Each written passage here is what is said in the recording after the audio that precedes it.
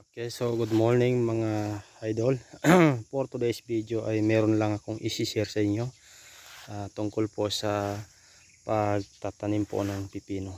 So, ang ating pipino ay nasa 30 plus days na. So, mahigit isang buwan na ito pipino natin. So, nagabunga na po. So, ang kagandahan po kasi itong pipino natin ay ito po ay Legacy F1. So, ang Legacy F1 first time ko po itatanim. So nakikita niyo grabe siya po magsanga dahil po yan sa pag-apply po natin ng abono. Dahil ito mga ka-farmers ay hindi po natin siya tinipid ng abono,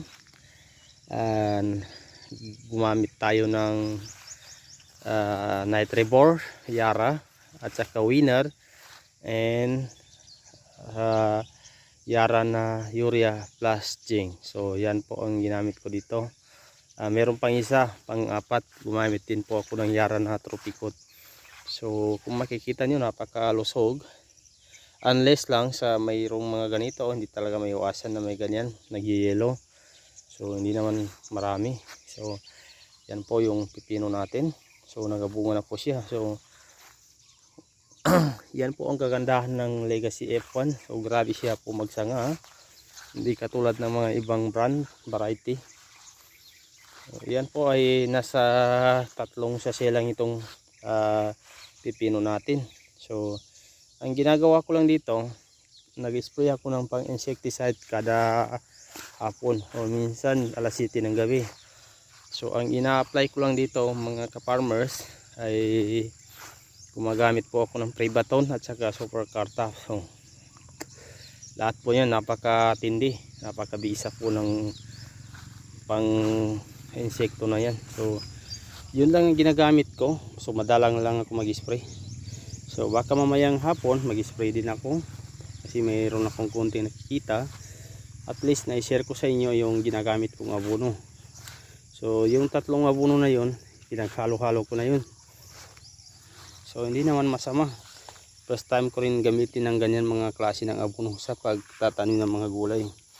So ganyan na po yung mga ibang bunga niya mga ka-farmers. So malalaki na. So tamang tama by next week makapitas na po tayo dito ng tag-isa-isa. So kita nyo naman mga ka-farmers, ang ating pipino ay napakalusog. So yan, meron ng medyo malalaki na. So grabe magsanga itong Legacy F1. Talagang ginasabit ko lang mga ka-farmers. Kasi yung iba hindi na nasasalaw ng ating mga tali. So yan.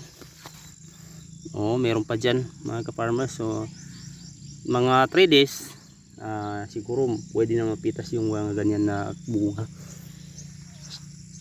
So sa mga kapwa ko farmer ng pipino dyan, paki-comment lang ninyo kung ano pa yung kulang sa pagtatanim ko.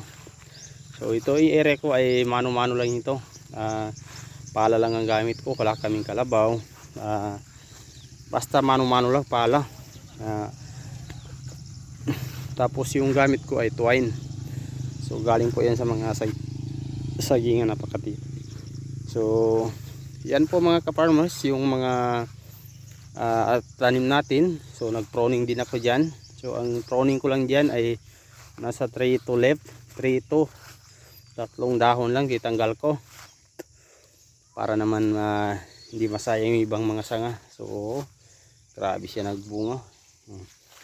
So yan lang po ang ating short video for today's mga ka-farmers. At least may konti po akong na-share sa inyo about po sa pagtatanim ng pipino. So lahat po tayo ay mahilig po magtanim, kaya i-share nyo lang kung ano yung mga kaalaman nyo dito.